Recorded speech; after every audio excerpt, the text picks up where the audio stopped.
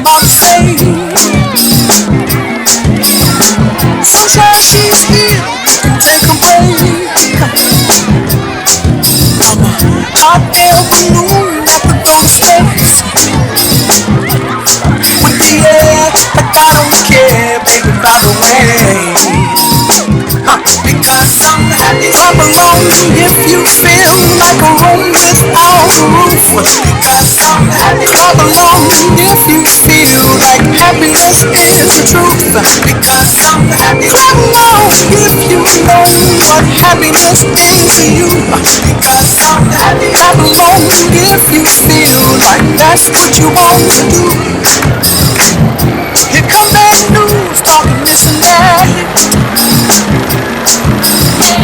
Give me all you got, don't hold it back. I should probably warn you, I'll be just fine. No offense to you, don't waste your time. Here's why. Because I'm happy. Clap along if you feel like a room without a roof. Because I'm happy. Clap along if you feel like happiness is the truth. Because I'm happy. Clap along if you know what happiness means to you. Because I'm happy. Clap along if you feel like that's what you want to do. Bring me down, can't nothing bring me down. Love is too hard to bring me down. Can't nothing bring me down. I said, bring me down. Can't nothing bring me down. Love is too hard to bring me down. Can't nothing bring me down. I said, come along if you feel like a room without a roof.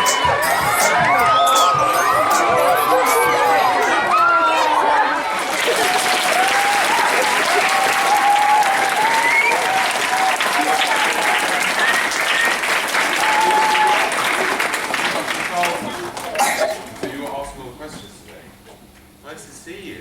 Are you having a good day so far? Yeah. You enjoying your book day? Yeah. Which of your teachers has got the silliest outfit? Mr. Clark.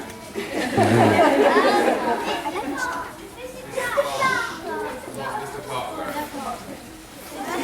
Hiding at the back. I think you might have been inspired by me. And my book will go interest me. Anyway, so you've got questions from everybody, haven't you, John? Okay. Do I prefer being a comedian, an actor, or an author? Well, I like doing all of these things. Sometimes I think I'd like to just be a writer, but then I realise I'm a terrible show-off. I would sort of miss if I didn't get to go on stage or on television. So I like mixing them all up. But I think writing is the thing that gives you the most pleasure, because it's such a joy when you... I've just seen myself in the crowd. That's quite surreal. Hi. Because it's such a pleasure when you finish a book and then you hold it in your hand and you go, oh, I wrote that. It's a very nice feeling that you don't get when you do anything else. We have this question from chat. Where do you get the ideas for your characters and books? Where do I get my ideas from? Well, sometimes they come out of your head, just from your imagination, like having a daydream. You know, we all have daydreams. We have dreams at night and wake up with all these crazy things that we've thought about, and sometimes writing a book is like that. Other times you meet people who inspire you, like who's seen the show Britain's Got Talent?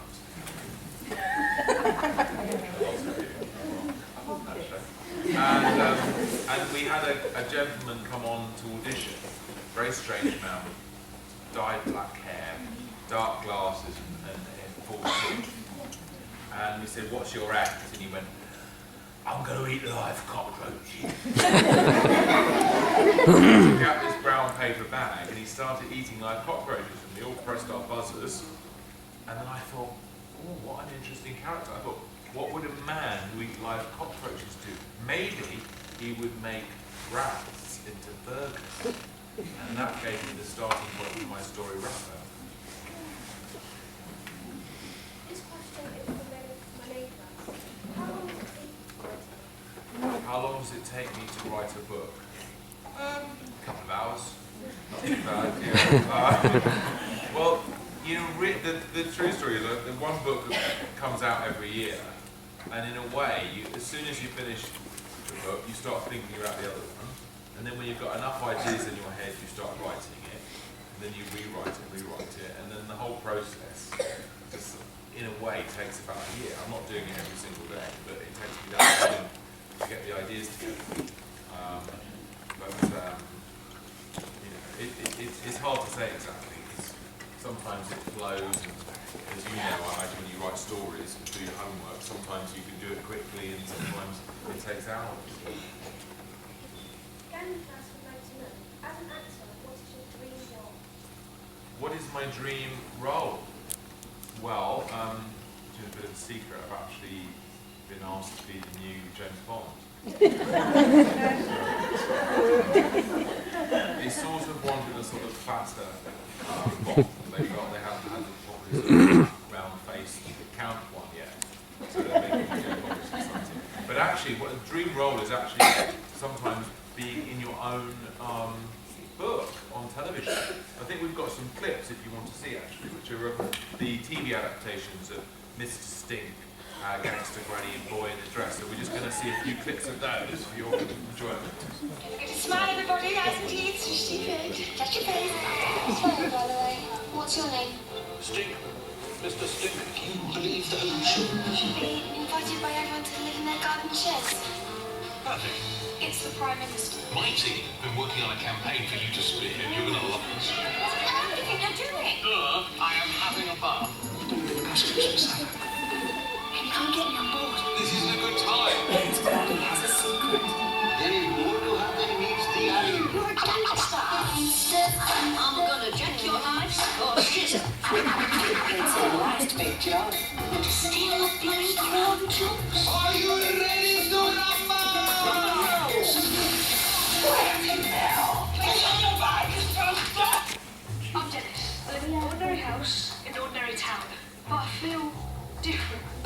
I don't think there should be any rule. But who ever heard of a boy in a dress? I will not have that cross-dressing misery of being back at school. I do hope you're not being too hard on him. Expelled for wearing a dress. And a wig. There we are.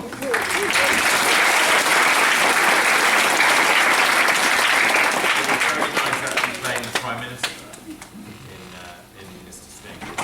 And sometimes people tweet me to tell them that their children think I really am the Prime Minister, because the Prime Minister is also King David. Anyway, so I played the Prime Minister. That's a good role. It'd be good to be a Prime Minister in real life.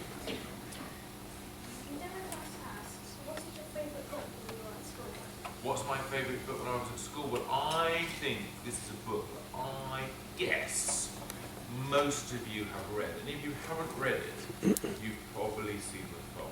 So put your hand up if you have read Charlie and the Chocolate Factory.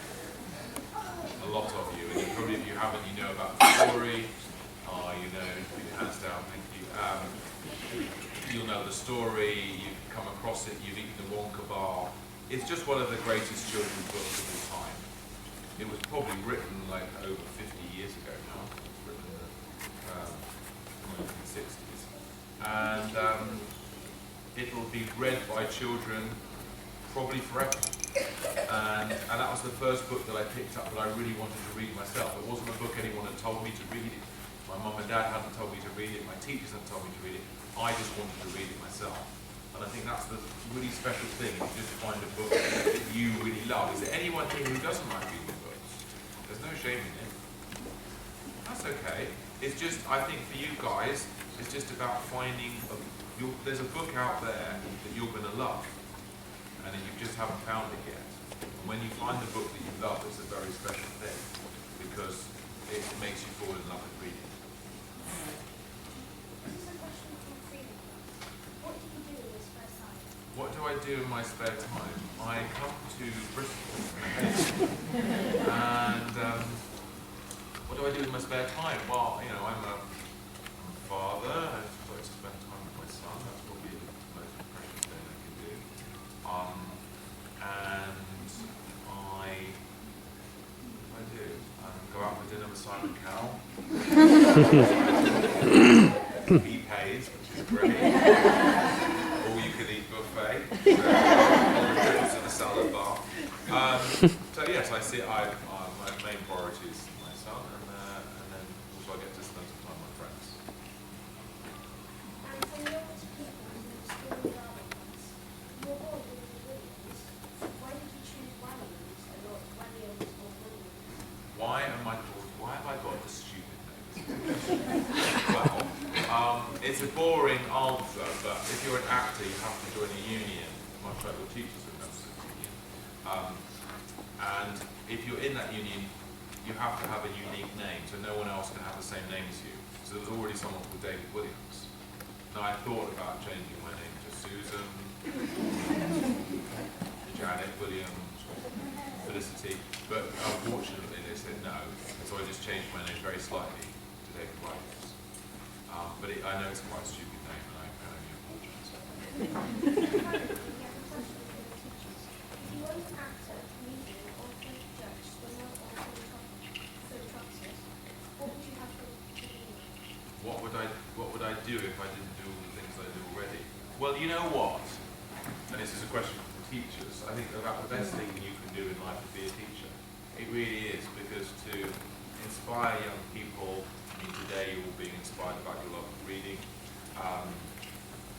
Also, I think I can remember all the really great teachers I had at school.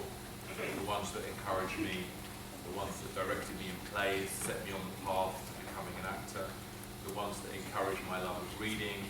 And so it's a very, very important thing, and it seems like a really, really lovely school. And the school is made fantastic by its teachers, so I think it's a very noble thing to do to give all your teachers a big round of applause.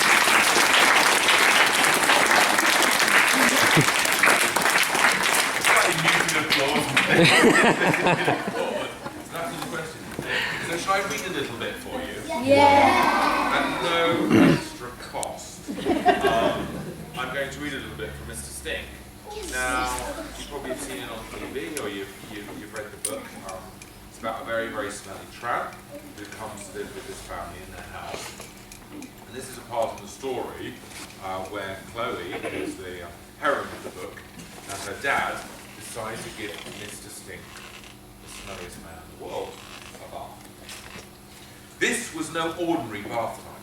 Chloe realised this had to be run like a military operation. Hot water, check. Towels, check. Bubble bath, check.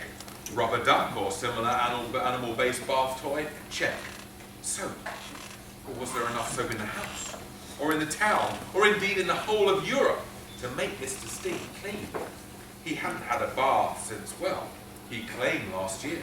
But it might as well have been since dinosaurs ruled the earth. Chloe turned on the taps, running them both together so the temperature will be just right. If it was too hot or too cold, it might scare Mr. Stink off baths forever. She poured in some bubble bath and gave it a swirl. Then she laid out some neatly folded towels, pleasingly warm from the airing cupboard, on a little stool by the bar. In the cabinet, she found a multi-pack of soaps. It was all going perfectly according to plan until... "He's escaped," said Dad, poking his head around the bathroom door. "What do you mean, escaped?" said Chloe. "He's not in the shed, he's not in the house, I couldn't see him in the garden, I don't know where he is." Chloe looked out of the window. Just then, Mr. Stink's head popped up from the pond. He gave her a little wave. Chloe and Dad walked slowly towards the pond. Mr. Stink was humming the song, "Row, row, row your boat," to himself. As he sang, he rubbed algae into himself with a water lily. A number of goldfish floated upside down on the water's surface. "Good afternoon, Miss Chloe. Good afternoon, Mr. Crumb," said Mr. Stink brightly. "I won't be too long. I don't want to get too wrinkled in here." What are you doing?" asked Dad. "Oh, my dog, the Duchess, and I are having a bath, of course, as young Chloe suggested." At that moment, his dog, the Duchess, appeared out of the murky depths, covered in weeds. As if it wasn't enough that he was having a bath in a pond, Mr. Stink had to share it with his dog, too. Indeed. After a few moments, the Duchess clambered out of the pond leaving behind a large black scum layer floating on the water. She shook herself dry, and Chloe stared at her in surprise. It turned out she wasn't a little black dog after all, but a little white one. "Mr. Crumb, sir," said Mr. Stink, "would you mind awfully passing me a towel? Thank you so much. Ah, I'm clean as a whistle now. Thank you."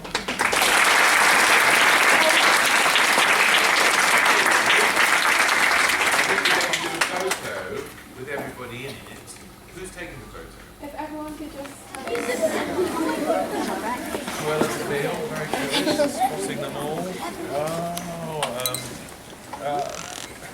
Mad Hatter. I nearly said. Everyone say huge. Grapes. There you go. I'm looking at Phil. Let's all look at the very strange man. Let's all look at you. I wasn't looking at you there. Can you do another one? Quickly!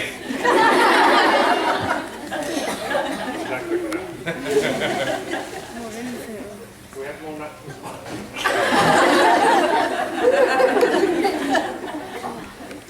There you go. Well, thank you very much.